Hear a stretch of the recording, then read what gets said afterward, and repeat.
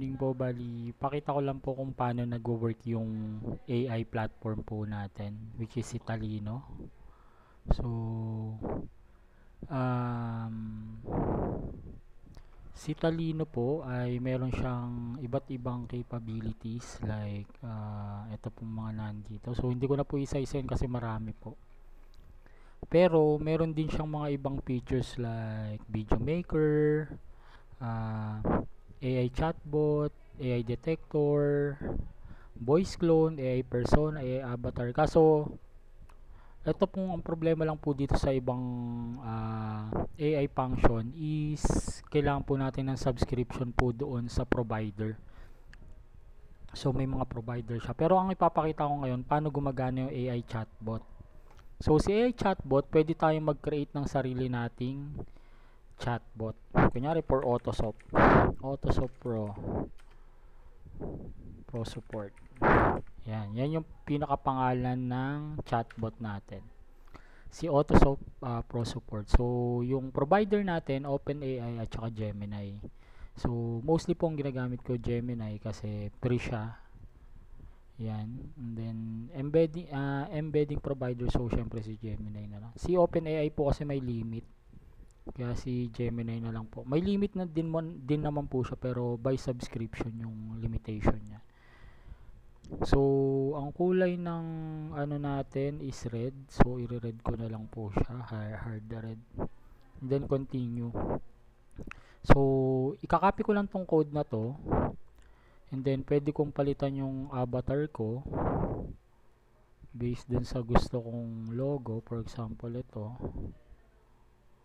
Hanap po akong kulay puti.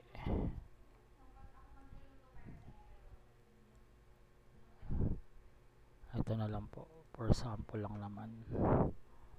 Upload icon.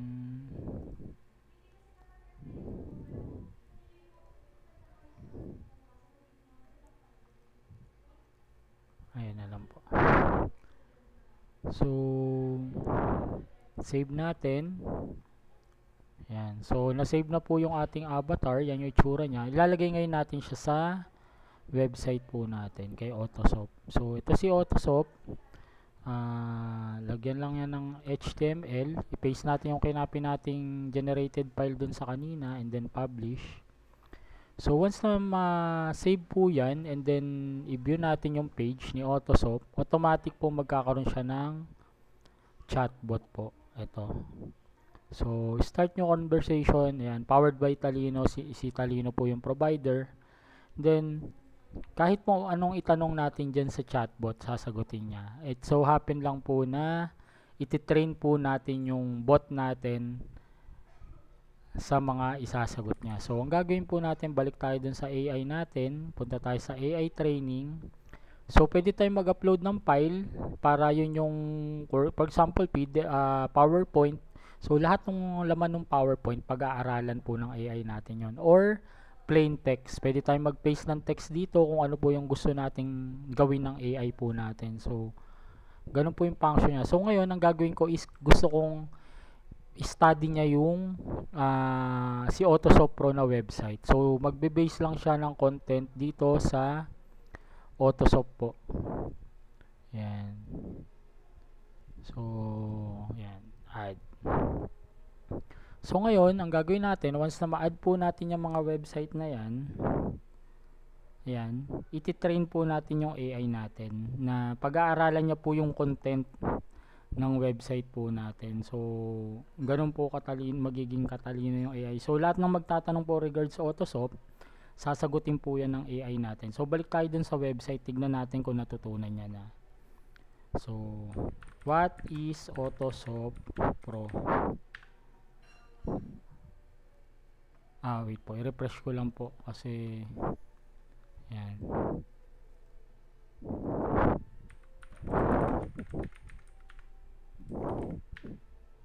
Teka lang po si Autosop guy pala, mali po yung na-train ko. Teka lang po ito na lang po yung code nito ang kunin ko. Si Autosop guy pala yung yan, teka. Ganun lang din po, kakopy ko lang din po yung detail niya.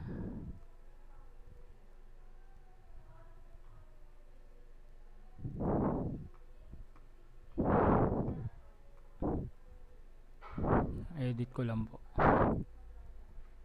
Ayan. Then publish. So mag-iiba nga lang po yung chat na yung ano natin, icon. Ayan, bumalik sa dati kasi pinalitan ko. So try natin.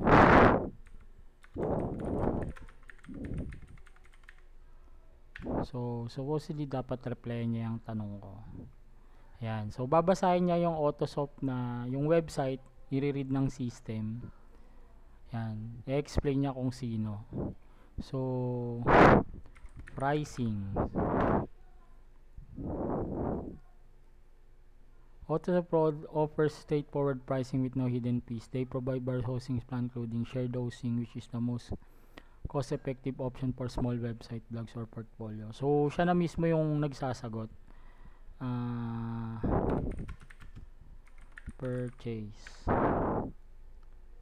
Sorry, mali yung typo ko. So kinorek niya ako. Ayan, sinadya ko pong maliin yung spelling. Kinorek niya ako. To purchase, you can select the hosting plan and feature need, whatever. Starting a blog building business. Yan.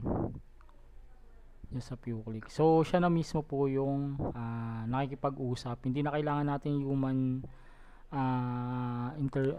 human function or kailangan pa natin na admin para sumagot po sa mga inquiry po natin. So yan, so thank you tayo sa kanya. You're welcome. So automatic ini-study ng AI natin yung website or anything po na kumbaga parang tinitrain po natin siya kung ano po yung gusto nating ipaaral po sa kanya. So ganun po kaganda yung AI platform po natin. So thank you po.